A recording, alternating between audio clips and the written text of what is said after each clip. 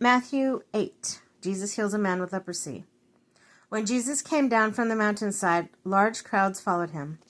A man with leprosy came and knelt before him and said, "Lord, if you are willing, you can make me clean." Jesus reached out his hand and touched the man.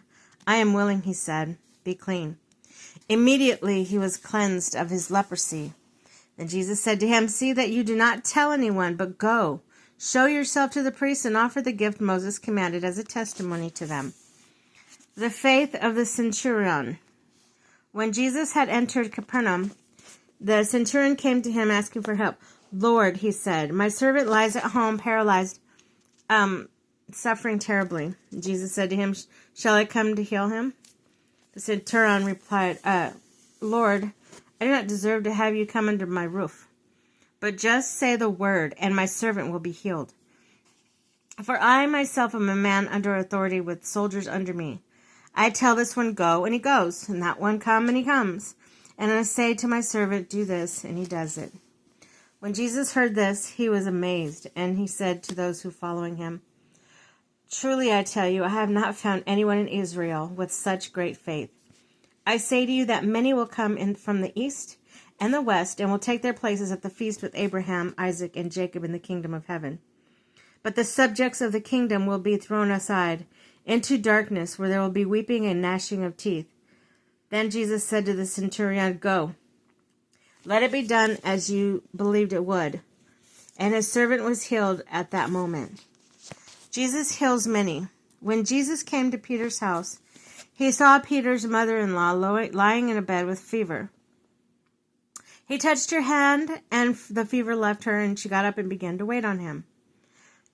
When the evening came, many who were demon-possessed were brought to him, and he drove out the spirits with a word and healed all the sick. This was fulfilled what was spoken through the prophet Isaiah. "He took up our infirmities and he bore our diseases." The cost of following Jesus. When Jesus saw the crowd around him, he gave orders to cross the other side of the lake. Then the teacher of the law came to him and said, "Teacher, I will follow you wherever you go." Jesus replied, "Foxes have dens and birds have nests, but the Son of Man has no place to lay his head." Another disciple said to him, "Lord, first let me go and bury my father." But Jesus told him, "Follow me and let the dead bury their own dead." Jesus calms the storm. Then he got into the boat, and the disciples followed him. Suddenly, a ferocious storm came upon the lake so that the waves swept over the boat. But Jesus was sleeping. The disciples went and woke him, saying, "Lord, save us. We're going to drown." He replied, "You of little faith, why are you so afraid?" Then he got up, rebuked the winds and the waves, and was completely calm. The men were amazed and asked, "What kind of man is this? Even the winds and the waves obey him."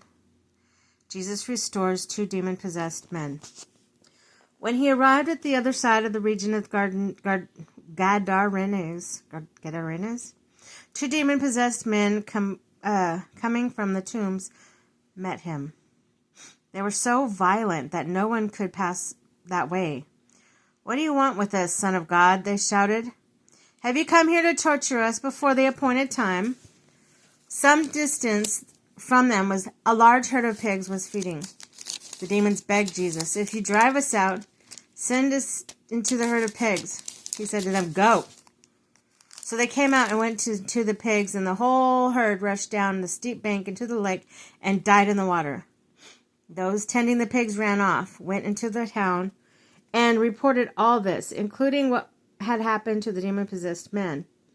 Then the whole town went out to meet Jesus, and when they saw him, they pleaded with him to leave their region.